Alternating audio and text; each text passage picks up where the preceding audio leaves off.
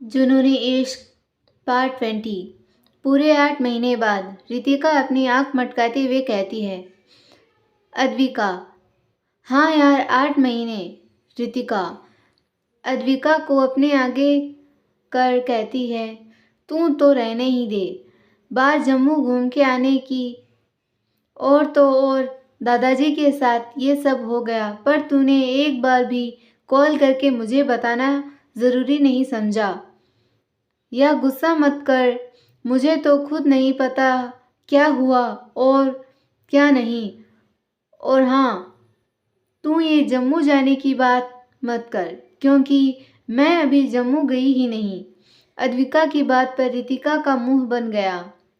पागल लड़की, कुछ तो ढंग का होता नहीं तुमसे, कम से कम झूठ तो थोड़ा ढंग का ही बोल लिया कर।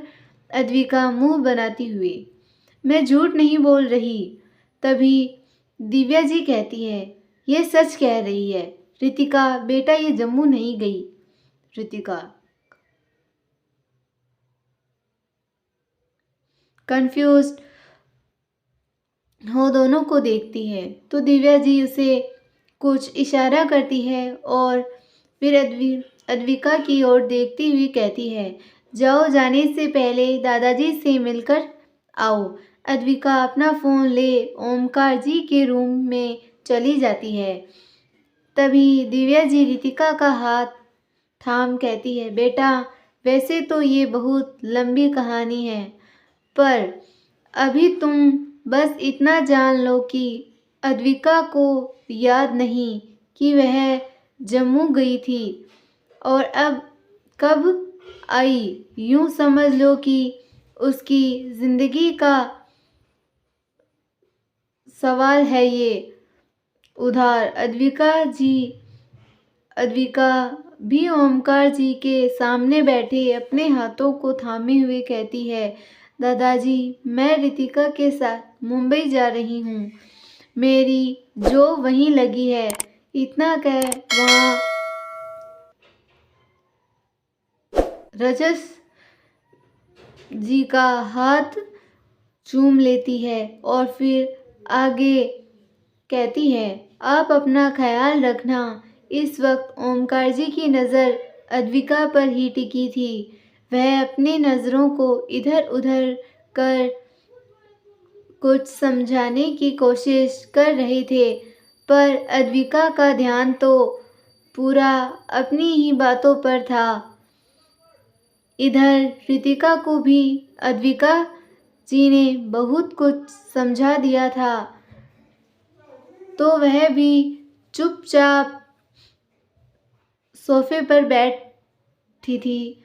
अद्विका भी अपनी बात खत्म कर दिव्या जी को बाय बोल रितिका के साथ बाहर की ओर निकल जाती है। करीब 20 मिनट तक दोनों के बीच खामोशी रहती है। तभी अद्विका रितिका की तरफ देखती है, जो खिड़की से बाहर देख रही थी। और रितिका की बच्ची, तू इतना चुप क्यों है?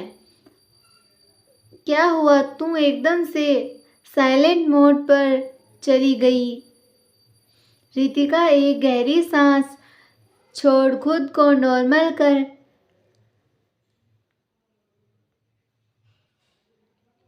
अद्विका के गाल पर एक किस कर देती है। मेरा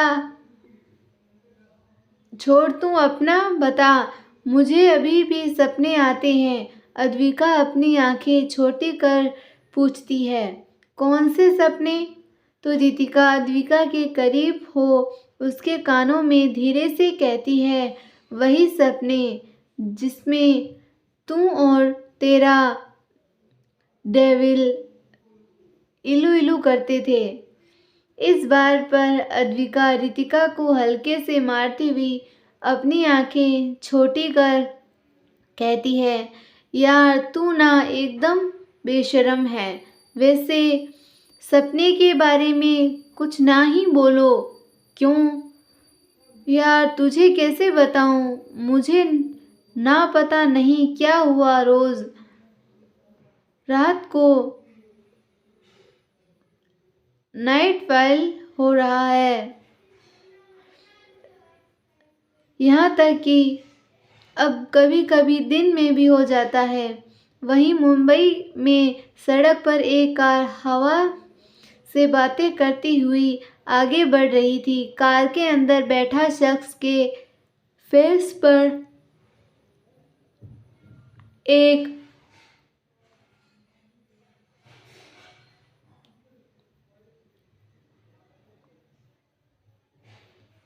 अर्जेंट स्माइल थी, मानो इस शख्स किसी कदमों पर सारी दुनिया झुकी हो। वहीं दूसरी तरफ इंटरनेशनल एयरपोर्ट पर अद्विका और रितिका की फ्लाइट मुंबई के लिए रवाना हो चुकी थी। रितिका का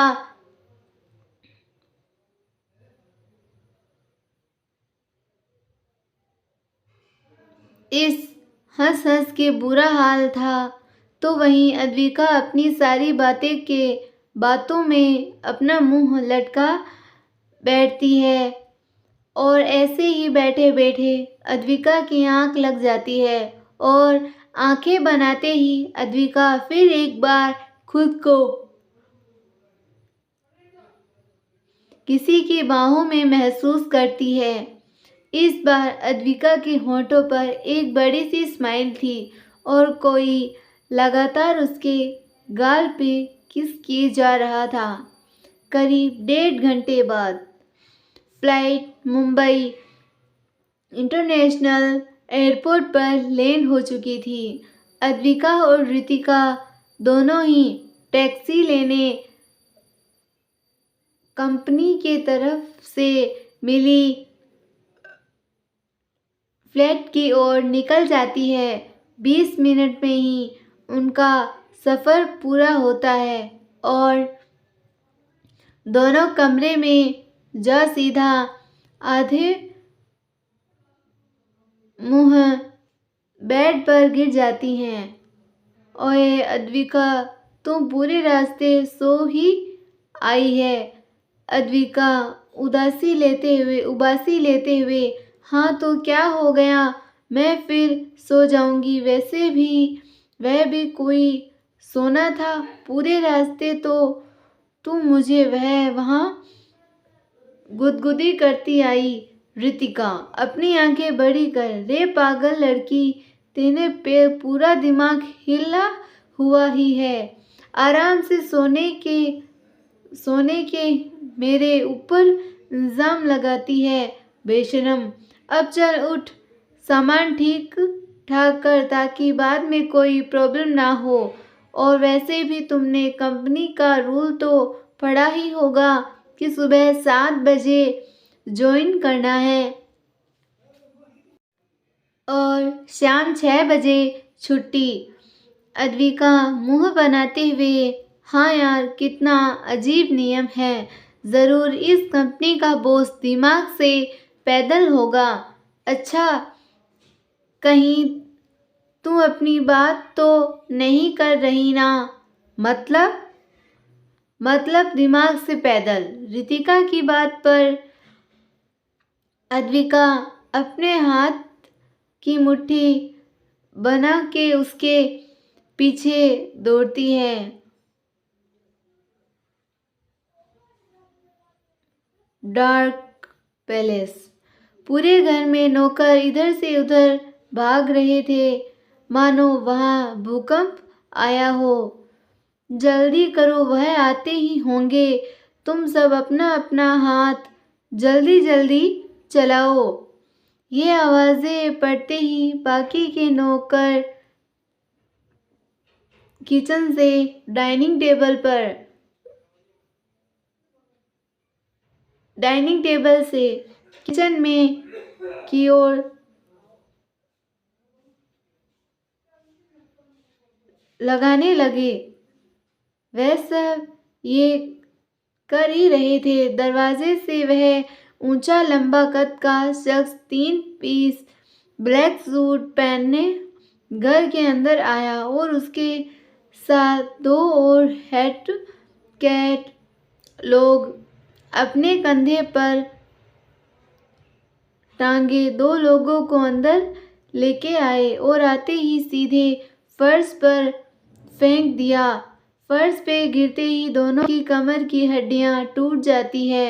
वह दोनों कहराते हुए कहते हैं, बॉस हमें माफ़ कर दीजिए। हमें अभी वह दोनों इतना बोल ही पाए थे कि तभी वह शख्स अपने एक पैर से उनमें से एक के मुंह पर रख जूते से मसल देता है, जिसके हाथ साथ ही उस आदमी का मुंह पूरा खराब हो जाता है और वह उस वक्त अपना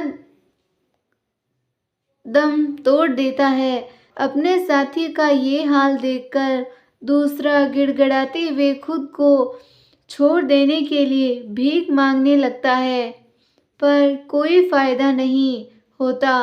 वह शख्स उसे एक जोर का लात मार दूर करता है और अपने कपड़े कड़क आवाज में कहता है, इन दोनों कचरों को यहाँ से ले जाओ और साफ कर दो।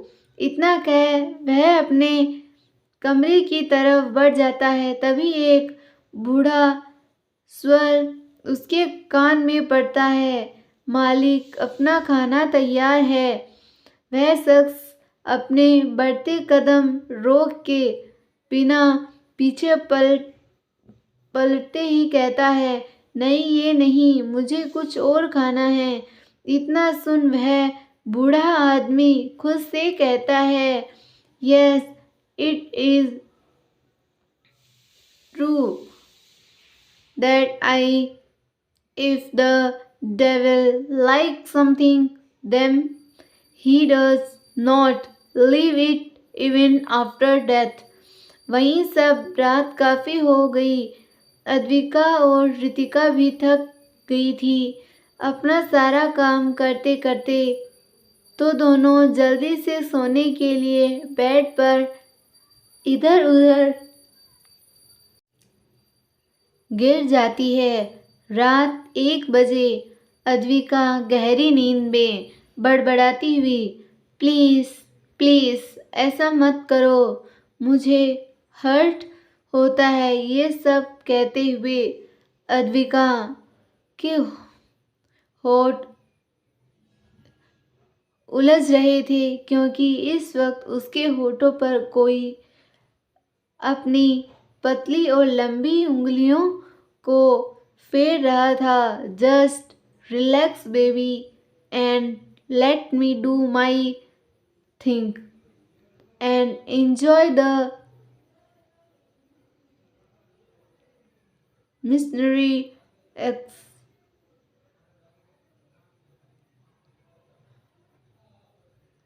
बोस्टन। इतना कह वह धीरे से अद्विका के होठों को अपने होठों में कैद कर लेता है। वह उसे किस करते हुए ही अपने गोद में उठा कमरे के बाहर हॉल में रखे सोफे पर सुला खुद उसके ऊपर आ जाता है।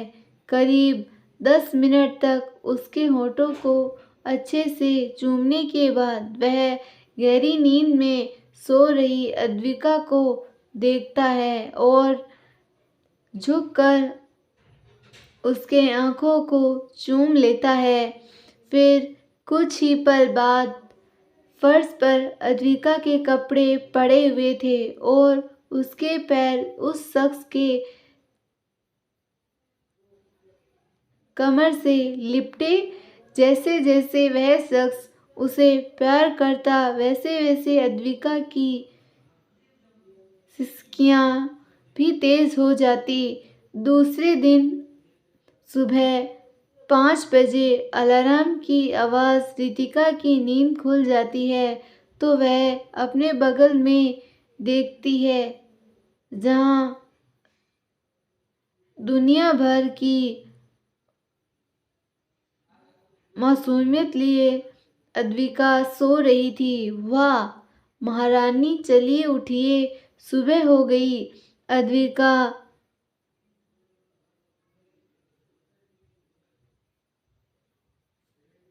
कस मस्ती हुई। ठीक से सोने दो। तो रितिका अद्विका के कान में धीरे से 7 बज गए। इस बार पर अद्विका हड़बड़ाते हुए उठती है और सीधे वॉशरूम की ओर दौड़ लगाती है। उसे अपनी बॉडी पर भारी पेन होता है, पर वह इन सब दर्द को भूल खुद को तैयार करने में लग जाती है। अगर आपको हमारी स्टोरी पसंद आई तो स्टोरी को लाइक, शेयर, चैनल को सब्सक्राइब करना ना भूलें और कमेंट ज़रूर करें। धन्यवाद।